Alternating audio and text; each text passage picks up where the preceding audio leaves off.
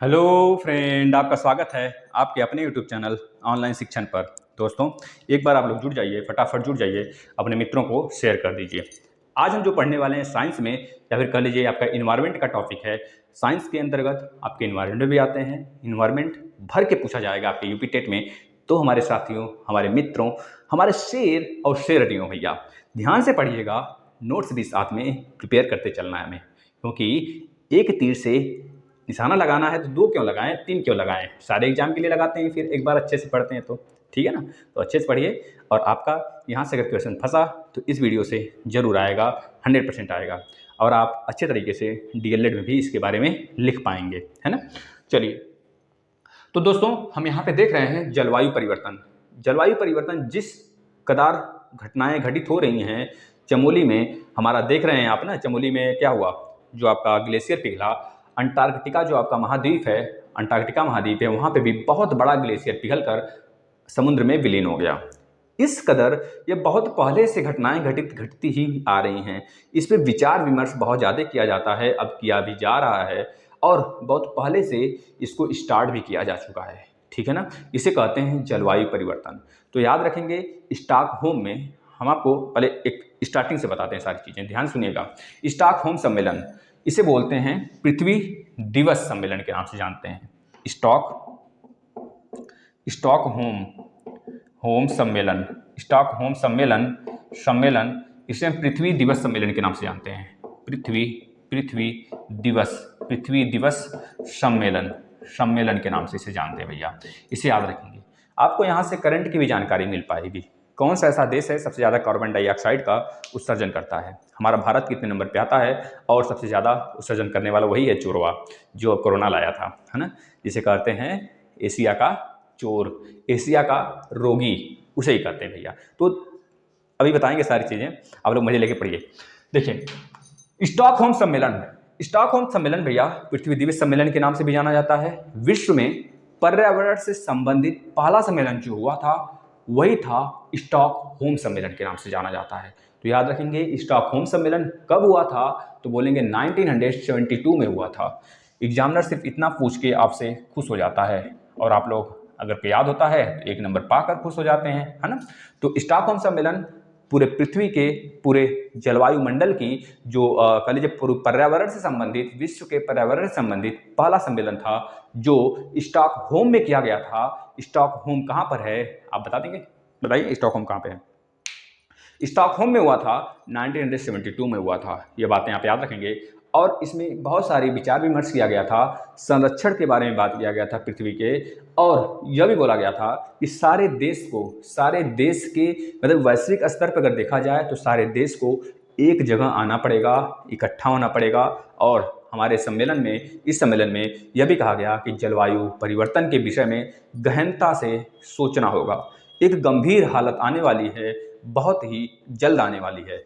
इस विषय में अगर हम अब विचार नहीं किए तो हम तो सत्यानाश करेंगे अपने साथ साथ उनका भी सत्यानाश करेंगे, जिनका कोई भी इसमें भागीदारी नहीं है, जैसे हम और आप, है ना। तो उसमें भागीदारी तो है ही, लेकिन उन जीवों का क्या गलती है, उन पेड़ पौधों का क्या गलती है, जो इस संसार में बिना किसी लाभ से रह रहे हैं? बताइए, क्या गलती है उनकी तो सोचें। अगर उनको बढ़ाएंगे तो हमारा देश स्वच्छ बनेगा। तो याद रखेंगे, पेड़ पौधे जरूर लगाएंगे, है ना। अब देखिए आगे, स्टॉकहोम सम्मेलन के ठीक 20 साल बाद, स्टॉकहोम सम्मेलन के ठीक 20 साल बाद, ठीक 20 वर्ष बाद भैया, ठीक 20 वर्ष बाद ब्राजील के रियो डे जेनेरियो में पृथ्वी शिखर सम्मेलन होता है। ब्राजील जो वही आपका साउथ अमेरिका का एक देश है, ब्राजील भारत का एक अच्छा इससे साझेदारी होता है। भारत का एक तरह से वैश्विक स्तर पर एक अच्छा मतलब कि देश माना जाता है। कह लीजिए कि वैश्विक के स्तर पर देखा जाता है कि ब्राजील एक भारत का बहुत अच्छा मित्र है ना। तो ब्राजील के रियो डी जेनेरियो में एक सम्मेलन होता है, जिसका नाम हम देते हैं, पता है क्या नाम देते हैं इसका? पृथ्वी सम्मेलन के नाम से होता है ना। पृथ्वी सम्मेलन, पृथ्वी शिखर सम्मेलन के नाम से होता है। कब होता है तो याद रखेंगे 1992 में होता है। यह वाला जो हुआ था स्टॉकहोम सम्मेलन, सबसे पहले जलवायु परिवर्तन पर सम्मेलन था, और लेकिन बाद में 20 वर्ष बाद जो सम्मेलन होता है, 20 वर्ष बाद यहाँ से जोड़ लीजिए, यानी कि 1992 में होता है पृथ्वी दिवस सम्मेलन, या फिर पृथ्वी शिखर सम्मेलन के नाम से जाना जाता है। पृथ्वी दिवस बोलिए या फिर पृथ्वी शिखर सम्मेलन बोलिए। पृथ्वी दिवस कब मनाया जाता है, कोई बता देगा? 22 अप्रैल को मनाया जाता है। इसके जस्ट पहले, अप्रैल के जस्ट पहले जो मंथ आता है, जनवरी, फरवरी, मार्च, अप्रैल, मार्च, 22 मार्च को मनाया जाता है जल दिवस, 22 अप्रैल को मनाया जाता है पृथ्वी दिवस, 22 मई को मनाया जाता है जैव विविधता दिवस। इसको याद रखेंगे भैया, ठीक है ना, यहाँ से क्वेश्चन बनते हैं। अब देखिए रियो सम्मेलन, यह रियो डी जेनेरियो में हुआ था, इस वजह से इस सम्मेलन को रियो सम्मेलन के नाम से भी जानते हैं। अगर आपसे पूछा जाता है रियो सम्मेलन या फिर रियो डी जेनेरियो सम्मेलन कब हुआ था, कहाँ हुआ था, तो बता देंगे 1992 में हुआ था। एक जलवायु यानी कि पृथ्वी शिखर सम्मेलन है, जलवायु परिवर्तन सम्मेलन है भैया। यह हमारा जो है पृथ्वी के जो तापीय स्तर है, जो ताप बढ़ रहा है, उसको बचाने के लिए एक वैश्विक स्तर पर चर्चाएं हुई थी, है ना। सबसे पहली चर्चाएं 1972 में हुआ था जलवायु परिवर्तन के लेकर, जिसे हम स्टॉकहोम सम्मेलन के नाम से जानते हैं। ये सारी बातें आप लिखते चलें मेरे भाइयों, मेरे मित्रों, आप लिखते चलें इसको। अब देखिए रियो सम्मेलन के अंतर्गत एक कन्वर्सेशन आता है भैया, एक कन्वर्सेशन आता है जिसे हम कहते हैं उभर कर आया, जिसे हम बोले क्या, UNFCCC, UNFCCC। इसका मतलब हो गया यूनाइटेड नेशन, लिखिएगा इसका full form, United nation framework conversation, लिखिएगा इसका पूरा नाम, यूनाइटेड नेशन फ्रेमवर्क, क्या बोले दोस्तों, United nation framework conversation on climate change, पूरा लिख लीजिएगा, यूनाइटेड नेशन फ्रेमवर्क कन्वर्सेशन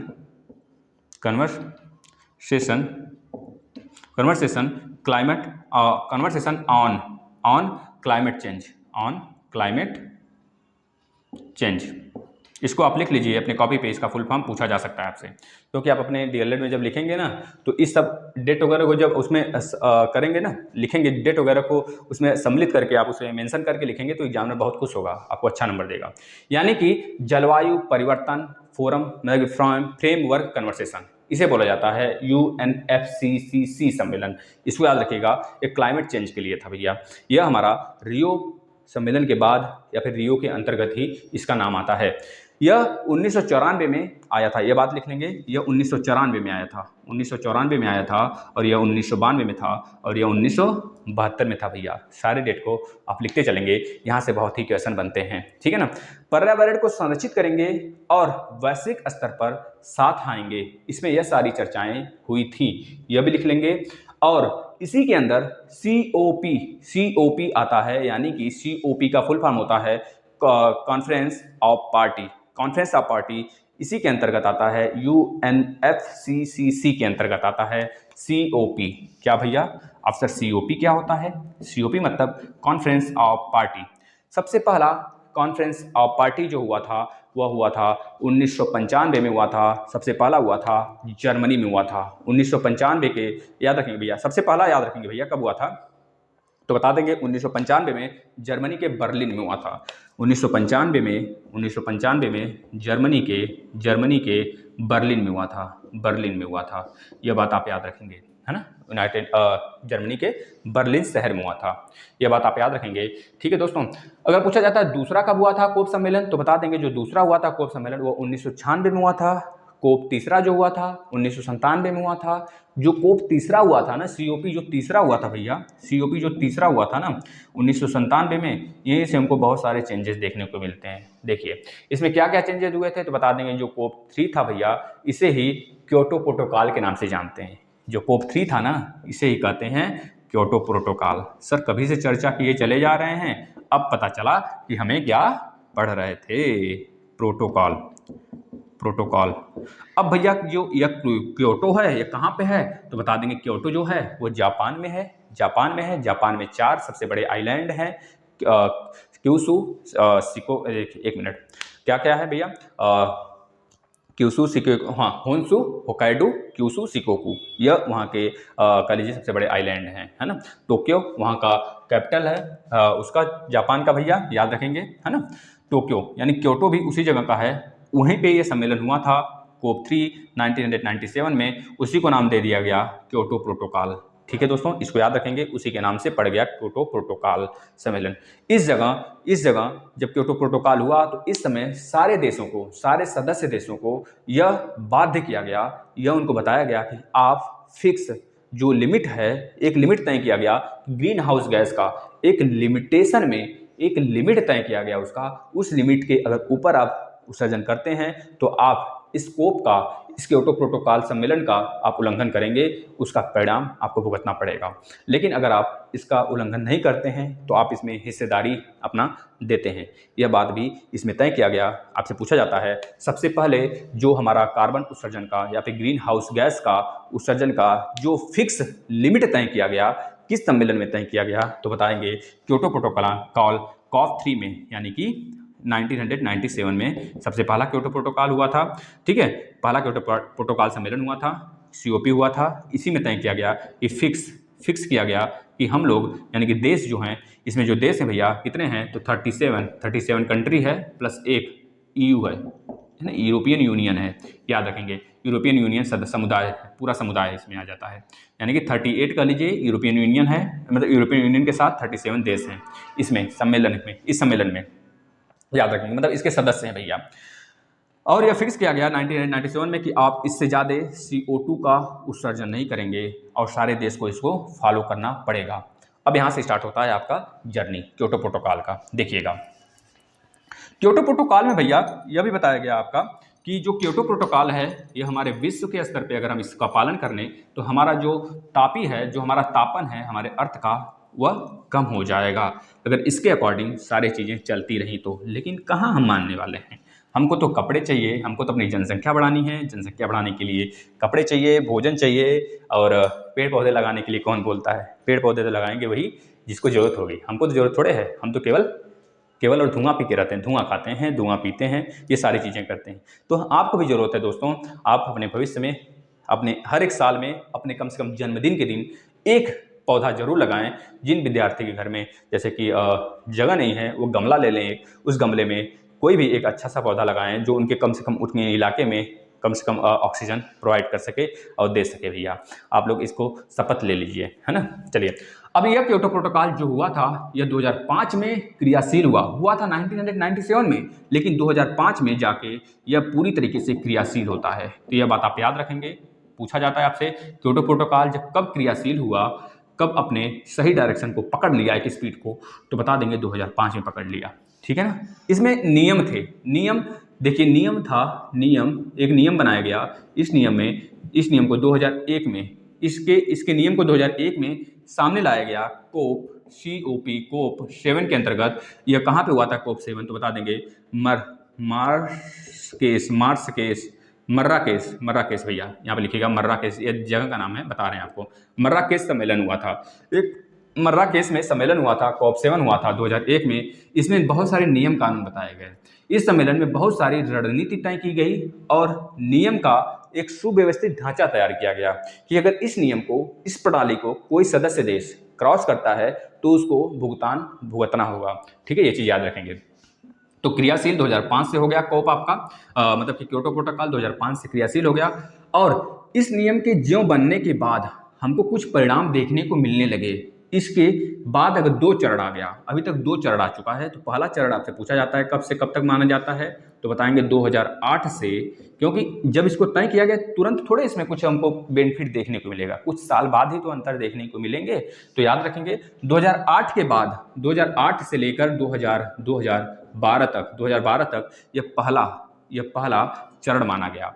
और 2008 से लेकर 2012 में 1990 में जो आपका CO2 उत्सर्जन हो रहा था, कार्बन डाइऑक्साइड का उत्सर्जन हो रहा था, उस स्तर से लेकर 2012 के स्तर तक मेजर किया गया। इसमें यह तय किया गया कि ग्रीन हाउस गैस की कटौती करने के लिए जो प्रतिबद्धता जताई जाएगी वो 5.2% जताई जाएगी। 5.2% सारे देशों को यह क्या होगा भैया, कटौती करना पड़ेगा। मतलब कि अगर आप उत्सर्जन कर रहे हैं 10% कार्बन डाइऑक्साइड का, तो आपको 5.2% उसमें कम करना होगा। अगर आप 20% कर रहे हैं कार्बन डाइऑक्साइड का उत्सर्जन, तो आपको 5.2% उसमें कम करना होगा। मतलब कि सारे देश को उसको 5.2% अपना कटौती करना अनिवार्य हो कर दिया गया, जो मतलब कि बांध दिया गया, इन्हें प्रतिबद्ध कर दिया गया इन्हें, कि जरूरी हो गया, आपको यह काम नहीं करेंगे तो हमारे वैश्विक स्तर पर या फिर हमारे पूरे संसार को खतरा हो सकता है। जैसे कि आज भी खतरा मंडरा रहा है, ग्लेशियर जगह जगह पिघल रहे हैं, जैसा कि हम लोग देख रहे हैं, है ना। ये बात आप याद रखेंगे। इसके बाद जो दूसरा आ गया, ये तो पहला था, ये पहला था भैया चरण। दूसरा जो चरण था भैया, दूसरा चरण था वो 2013 से लेकर 2013 से लेकर 2020 तक, अभी तक जो अभी आया है एक चेंजेस हम आपको बताने वाले हैं। कौन सा देश है सबसे ज़्यादा ग्रीन हाउस इफेक्ट करता है, ग्रीन हाउस सबसे ज़्यादा या फिर CO2 सबसे ज़्यादा उत्सर्जन करता है, हम बताने वाले हैं। 2013 से लेकर 2020 तक दूसरा चरण माना गया, इसको आप याद कर लेंगे भैया। इसमें यह देखा गया, इसमें यह प्रतिबद्ध किया गया कि जो मतलब कि दिसंबर 2020 तक, इसको लिख लीजिए दिसंबर, लास्ट दिसंबर, मतलब जो हुआ था आपका दिसंबर, उसमें 2020 तक का यह चरण है। इसमें यह तय किया गया, इसमें यह फिक्स किया गया कि सारे देश 18% कटौती करेंगे। 18% कटौती करने के लिए यह प्रतिबद्ध होंगे, यह करने के लिए यह प्रतिबद्ध होंगे, यह बातें इसमें चर्चा की गई थी, यह बातें याद रखेंगे। ये दूसरा चरण था। अब इसके बाद 2021 से लेकर आगे आने वाले जितने साल होंगे उसमें कुछ चेंजेस हमको देखने को मिलेंगे, तो तीसरा चरण माना जाएगा। इस तरह अभी 2 चरण आए हैं, क्योंकि 2005 से ही तो हमारा क्योटो प्रोटोकॉल कार्यशील हुआ है। 1997 में तो पहला सम्मेलन हुआ था। ये बातें याद रखेंगे आप, ठीक है दोस्तों। अब देखिएगा, भारत के जो प्रधानमंत्री हैं इस बात को जो अपनाए थे 2017 में भारत के प्रधानमंत्री इसे एक्सेप्ट किए थे। हमारे प्रधानमंत्री नरेंद्र मोदी जी इसके समर्थन में आ गए थे, मतलब इसको अनुशंसित कर दिए थे, अनुशंसा में कर दिए थे कि हम इस चीज़ को मानते हैं, क्योंकि आपको पता है हमारे प्रधानमंत्री का एक बहुत ही बड़ा जलवा है विदेशों में। जो चीज़ें कर देते हैं सारे देश उसके देखी देखा भी करने को सोचते हैं, ये बात याद रखेंगे। अब देखिए, ये जो कोप है सर, यह हर साल होता है, लेकिन 2020 में क्यों नहीं हुआ? तो आप याद रखेंगे, संयुक्त राष्ट्र के कोप 26 यानी कि कॉन्फ्रेंस ऑफ पार्टी 26 जलवायु परिवर्तन शिखर सम्मेलन 2020 में होना था, लेकिन 2020 में न हुआ। इसको कोरोना की वजह से, कोरोना महामारी की वजह से टाल दिया गया 2021 में। कहाँ होने वाला था सर? तो बता देंगे, ग्लासगो में नवंबर में आयोजित होने वाला संयुक्त राष्ट्र के कोप 26 जलवायु परिवर्तन सम्मेलन को कोविड-19 के कारण अगले साल के लिए स्थगित कर दिया गया। मतलब 2021 में, अब जो 2021 चल रहा है उसमें होगा। यह निर्णय जलवायु परिवर्तन पर संयुक्त राष्ट्र फ्रेमवर्क कन्वेंशन UNFCCC के अकॉर्डिंग लिया गया था, ऐलान किया गया था कि जो कोप का जो 26 सम्मेलन होगा, यह यूके और इतालवी, क्या नाम है भैया, इतालवी भागीदारों के साथ मिलकर इसका कह लीजिए एक तरह से कहा गया, इसका जो सम्मेलन होगा 2021 में होगा, है ना। ये चीज़ याद रखेंगे।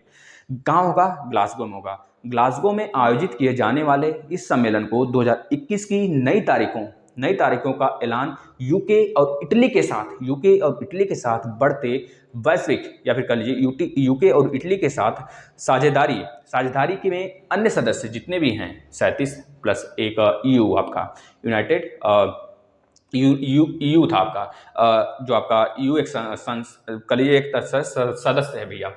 EU मतलब कि EU समुदाय पूरा, उसमें बहुत सारे देश आते हैं, तो 37 प्लस EU ले लिया जाता है। उनके अनुशंसा पे, उनके तय की गए डेट के अनुसार जो चर्चा वो करेंगे, कि उनके चर्चा करने के बाद किया जाएगा। बढ़ते वैश्विक तापमान को रोकने के लिए होने वाली इस महत्वपूर्ण वार्तालाप को 10 दिवसीय सम्मेलन में 200 वैश्विक नेताओं को इसमें मतलब कि बुलाया जाएगा। 200 विश्व के जो आपके नेताएं हैं, बड़े बड़े नेता हो गए, जैसे कि प्रधानमंत्री हो गए, जिस देश के राष्ट्रपति हैं, वह सब इसमें शामिल होंगे। लगभग उनके साथ 200 वैश्विक नेता के साथ 20,000 लोग, सॉरी 20,000 नहीं बेटा, 30,000 लोग इसमें आमंत्रित किए गए हैं, इसमें शामिल होंगे। ये चीज़ याद रखेंगे। देखिए, UNFCCC इसके जो महानिदेशक हैं, जो महासचिव हैं, उनका नाम लिख लीजिए, पेट्रोसिया एस्पिनोसा। क्या नाम है? पेट्रोसिया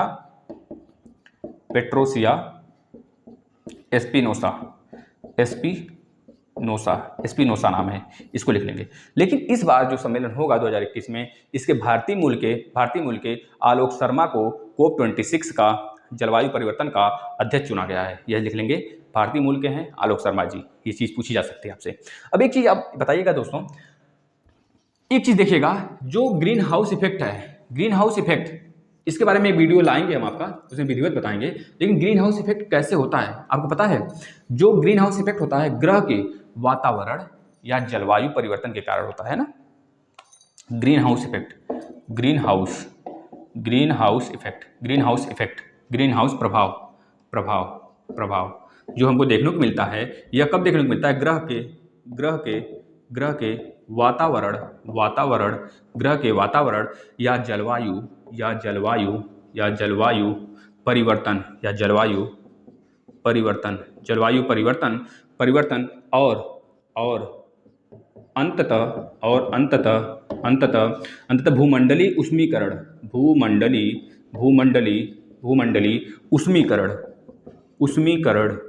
अंततः भूमंडलीय उष्मीकरण के लिए उत्तरदायी होता है। ये चीज लिख लीजिए आप। जो ग्रीन हाउस प्रभाव होता है ग्रह के वातावरण या जलवायु परिवर्तन और अंततः भूमंडलीय उष्मीकरण के जलवायु के लिए उत्तरदायी होता है। इसमें सर क्या होता है? इसमें सबसे ज़्यादा जो उत्सर्जन होता है सर, वो कार्बन डाइऑक्साइड का होता है। इसके बाद नाइट्रस ऑक्साइड का होता है, N2O जिसे बोलते हैं, इसे लॉफिंग गैस के भी नाम से जानते हैं। उसके बाद मेथेन होता है सर, मेथेन होता है। इसके बाद होता है मेथेन जो होता है, मेथेन को हम क्या बोलते हैं पता है? संतृप्त हाइड्रोकार्बन बोलते हैं।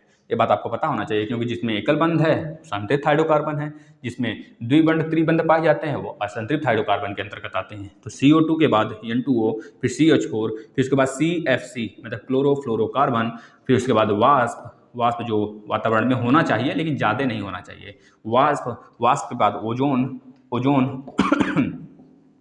के बाद ओजोन का लीजिए फ्रियोन गैस, जो हम लोग अपने रेफ्रिजरेटर में यूज करते हैं ठंड के लिए। फ्रियोन गैस सबसे ज़्यादा यूज होता है आपका फोम जैसे गुड़िया गुड्डा बनाया जाता है ना, जो लड़कियां बनाती हैं, सीखती हैं, तो वह गुड़िया गुड्डा जो बनता है ना, वह फोम जो बनता है भैया, वो फ्रियोन में बनता है, मतलब फ्रियोन गैस से बनाया जाता है। वहाँ से सबसे ज़्यादा उत्सर्जन को देखने को मिलता है। जो हमारा रूम क्लीनर हो गया, वहाँ से भी फ्रियोन निकलते हैं। तो यह सब क्या करते हैं? हमारे जलवायु को मतलब ग्रीन हाउस इफेक्ट जो है हमारे वातावरण को क्या करते हैं भैया? ये हीट करते हैं, यह उसके कह लीजिए तापमान को बढ़ाने का काम करते हैं। तापमान बढ़ना चाहिए, तापमान रहना चाहिए, लेकिन एक लिमिट में रहना चाहिए। जब 0.001 था, अगर अब देखेंगे 0.003 हो गया आपका कार्बन डाइऑक्साइड। सबसे अहम रोल जो निभाता है तापमान बढ़ने में, वो CO2 निभाता है भैया। रहना चाहिए, बढ़ना चाहिए। तापमान अगर गर्म नहीं रहेगा ना हमारे पृथ्वी का, तो बहुत सारी दिक्कतें हो जाएंगी, है ना। फसल नहीं होंगे, फसल सारे सूख जाएंगे। तो रहना चाहिए, लेकिन एक लिमिट में रहना चाहिए। अब इतना ज़्यादा इस समय हो चुका है ना कि आपको पता है ग्लेशियर पिघल रहे हैं, अनेकों ग्लेशियर पिघल रहे हैं, जिसको आए दिन बना रहना चाहिए। ग्लेशियर सारे पिघल गए ना, तो हमारे जो तटीय इलाके हैं हर देश के, वो तो डूब जाएंगे। सारे लोग कहाँ जाएंगे? भूखमरी उत्पन्न हो जाएगी पूरे विश्व में, है ना। जगह जगह वायरस देखने को मिलेंगे हमको, जैसे चीन जो है वह उत्पन्न कर दिया था। इस तरह याद रखेंगे भैया जो हुआ था। यह गैसें हमारे पृथ्वी को गर्म करती हैं और ग्लेशियर को भी पिघलाती हैं, और जिससे कि हमें जगह जगह हिमस्खलन, भूस्खलन नहीं, हिमस्खलन देखने को मिल जाता है। याद रखेंगे, जैसे उत्तराखंड के चमोली का घटना याद कर लीजिए, और अभी हाल में आपका अंटार्कटिका में यह चीज़ हुआ है। अब एक चीज़ आपको जानने की यहाँ जरूरत है, इस करंट में सबसे ज़्यादा कार्बन डाइऑक्साइड का उत्सर्जन कौन सा देश करता है? तो वही जो ससुरा सबसे बड़ा बदमाश है ना, पूरे विश्व को बिल्कुल परेशान करके रख दिया है ना। जहाँ मन कर रहा है वहाँ निकल जा रहा है, बोलता है हमारा क्षेत्र है ना। तो वही चीन भैया, चीन जो है दुनिया का सबसे बड़ा कार्बन डाइऑक्साइड यानी कि CO2 उत्सर्जक देश है। सर कितना उत्सर्जन करता है? तो बता देंगे, 10641 मिलियन मीट्रिक टन इतना उत्सर्जन करता है, जो पूरे विश्व का 30% माना जाता है। भैया एक मूवी आई थी ना बागी करके, उसमें जो हीरो रहता है बोलता है ना, अगर हमारे भाई पे थोड़ा सा भी आँच आया तो हम क्या करेंगे पता है? जर्मनी को पूरे वर्ल्ड के नक्शा से हटा देंगे। ससुरा यह बोलना चाहिए था उसे कि अगर एक बार आपको वार्निंग दे दिए भैया चीन को, दूसरी बार अगर तुम कोई वायरस उत्पन्न किए तो तुम्हारा इस भारत मतलब इस पूरे वर्ल्ड के नक्शे से तुम्हारा नामो निशान हटा देंगे। सच ये नहीं बोलेगा ना, क्योंकि जानता है चीन पकड़ के मारने वाला है। अब देखिए इसके बाद दूसरे नंबर पर जो उत्सर्जक देश है भैया वो यूएसए है, जो अपने आप को सबसे बड़ा पापा समझता है ना। यह खुद उसमें जब भागीदारी है तो दूसरों को क्या समझाएगा, क्योंकि जब बड़े गलती करते हैं तो छोटे उससे सीख लेते हैं। अगर सीखे बड़े जो अच्छाई कर रहे हैं तो छोटे भी अच्छाई करेंगे। लेकिन यह क्या है, यूएसए खुद उत्सर्जक करता है और पूरे विश्व स्तर पर 15% केवल अकेले यह उत्सर्जन करता है। मान लीजिए चीन में तो बहुत सारे इंडस्ट्रीज वगैरह हैं, तो यहाँ से उत्सर्जन तो जाहिर सी बात होने वाला है। CO2 हो गया, N2O हो गया, आपके बहुत सारे गैसेस यहाँ से निकलते हैं जो ग्रीन हाउस के इफेक्ट होते हैं। यहाँ पे 5414 मिलियन मीट्रिक टन जो है आपका कह लीजिए कार्बन डाइऑक्साइड उत्सर्जन होता है। इसके बाद तीसरे नंबर पर बहुत ही गहनता से सोचने वाली बात है कि तीसरे नंबर पर हमारा भारत आ जाता है। यह जो है पूरे वैश्विक स्तर पर 7% कार्बन डाइऑक्साइड उत्सर्जन करता है। और इस बार जो है ना भारत कम किया है, ये मानने वाली बात है। भारत में इस बार कह लीजिए कि जो आपके बाग बगीचे ये भी बढ़े हैं, है ना, तो बहुत अच्छी बात है। 0.67% हमारे यहाँ बाग बगीचे बढ़े हैं, है ना, याद रखेंगे। भारत जो है 7% उत्सर्जन करता है। सर कितना उत्सर्जन करता है? 2274 मिलियन मीट्रिक टन ये उत्सर्जन करता है, याद रखेंगे। इसके बाद चौथे नंबर पर रूस आ जाता है। भैया रूस उत्सर्जन करता है ना। रूस उत्सर्जन करता है, कितना उत्सर्जन करता है? तो पूरे वैश्विक स्तर पर 5% उत्सर्जन करता है, ये बात आप याद रखेंगे। 1617 मिलियन मीट्रिक टन। इधर पाँचवें नंबर पर आ जाता है आपका जापान आ जाता है, यह 4% उत्सर्जन करता है। इसके बाद छठे नंबर पर आ जाता है जर्मनी आ जाता है, यह 798 मिलियन मीट्रिक टन उत्सर्जन करता है। यह बातें आप इसे नोट कर लेंगे। और इतनी बातें रही आपके क्योटो प्रोटोकॉल से। आपका जो है सिलेबस भैया बहुत ज़्यादा वास्ट नहीं है, तो आप धैर्य बना के पढ़ते चलिए। हर एक टॉपिक को गहनता से लीजिए, नोट बनाइए और उस पर गहनता से 2-3 बार इस वीडियो को देख लीजिए ना, तो आपकी सारे डाउट क्लियर हो जाएंगे। लेकिन 2 से 3 बार देखिए, अपने मित्रों को बताइए। आपकी जनसंख्या कम हो रही है जैसा कि देखने को मिल रहा है। अगर आप लोग इस तरह करेंगे तो फिर हम लोग भी उसी तरह करेंगे। समझ रहे हैं कि नहीं? आप लोग अपने अगर अंदर प्रॉब्लम्स नहीं देखना चाहते हैं, सारे क्लासेस रेगुलर ढंग से देखना चाहते हैं, तो अपने हेल्थ के साथ हम आपसे विनती करते हैं, अपना हेल्थ जरूर ध्यान रखिएगा। अपने हेल्थ के साथ, क्योंकि आगे एग्जाम आने वाला है, हेल्थ बिगड़ना नहीं चाहिए आप लोग का। क्योंकि आप लोग को पढ़ाया जा रहा है तो आप लोग से रिजल्ट की इच्छा है, रिजल्ट आप लोग देंगे हमें, रिजल्ट की इच्छा है। रिजल्ट के साथ आप लोग थोड़ा सा शेयर वगैरह कर दिया करिए भाई, हाँ, शेयर कर दिया करिए। बार बार नहीं कहते हैं क्योंकि आप लोग भी शायद बुरा मान जाते होंगे, लेकिन अगर आप लोग के लिए इतना किया जा रहा है तो आप लोग करिए इस काम, ठीक है। आप यूपी टेट के सारे क्लासेस स्टार्ट हैं, आप देखिए, ठीक है ना। चलिए, धन्यवाद।